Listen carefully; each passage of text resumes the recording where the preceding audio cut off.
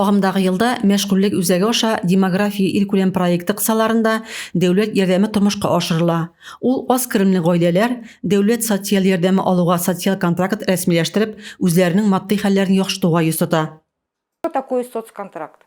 Социаль контракт ул эшкә кергәнче социаль яклау органнары белән килешү төзү, моның өчен балык булмаган балаларның туу турында таныклыгы, паспорт, керем булган икән, алдагы 3 ай өчен белешмә һәм исәп хисабыгыз булу кирәк ди Ольга Лаптева. Социаль контракт нигезендә тәкъдим ителүче һәм социаль пособие формасындагы дәүләт социаль ярдәме эшкә урнашу һәм башка чаралар өчен күрсәтелә.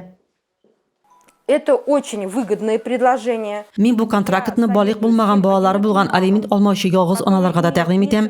Аларның хезмәт хаклары җитмәй, 2-3 эштә эшлиләр. Бер белгечлек буенча эшкә кирип хезмәт хаклары аянына ай саен 10 000 сум әлеге ярдәмне алачак ди Ольга Лаптева. Социаль контракт рәсмиләштерү өчен мәшгульлек үзәгенә яки социаль яклау органнарына мөрәҗәгать итәргә кирәк. Мәшгульлек үзәге белгечләре телефоны 70976. Рәзимә Кашапова, Юлия Казамарова, Татарстан хәбәрләре.